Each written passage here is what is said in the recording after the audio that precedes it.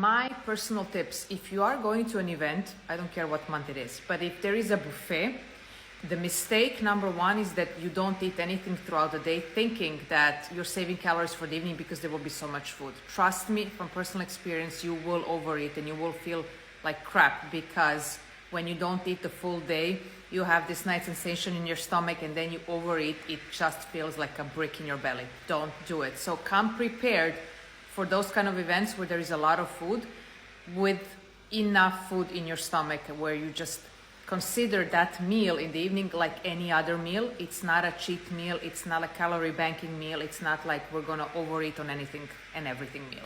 So my tips, if there is like a table full of different types of foods, you take your plate, you make the full round. You don't start by putting everything on your plate, because you actually have to assess what is it that you really want to eat. Don't go for low calorie options like I did, because eventually you will be more hungry and then you will put more and more food.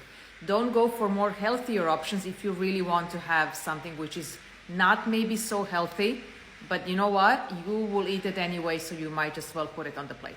So you really, first of all, make a round. I do this all the time. I make a round and then I assess what is it that I actually want to eat. Like, do I really want a salad, or do I want some, chicken or fish or whatever?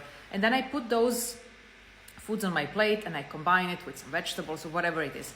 I don't do any more this kind of calculation, like, let me make a plate full of snacks and fool myself that I haven't eaten enough. Because believe me, if the night is long, I went for seconds and thirds and fourths and like so many kind of, servings. And then I realized I have eaten way, way too many, plates of food. I didn't feel great and it was just like a wasted evening. So assess, choose exactly what you want to eat, put on the plate a sufficient amount. I think that's also very important. Like, more or less that you need the plate to be rather full of food. So again, don't do this trick with your brains, like I'm gonna put half of the palm of the chicken, or I'm gonna put 3 tomatoes. You will go for more. Just eat normally, be present. Try to feel as much as you can, although you're surrounded with people and that's a little bit more difficult, but that's why I'm asking you to practice without distractions, to eat at home, so you will learn your satiety cues and then you can implement them when you're with other people. But if you are surrounded with other people, try to eat mindfully, chew your food, eat slowly, and pay attention to your satiety cues. Be present. I cannot emphasize this enough. When you are in an event with friends and family, it's not only about the food. I mean, I know that the food is great, but it's also about you enjoying the time with people. If you're stuffing yourself with food and only thinking about the next plate of food and the guilt and the shame that comes with it, you're actually not present. And you're associating beautiful times with your family. Trust me, I avoided, for those reasons, family times, because I knew that it would lead to a binge.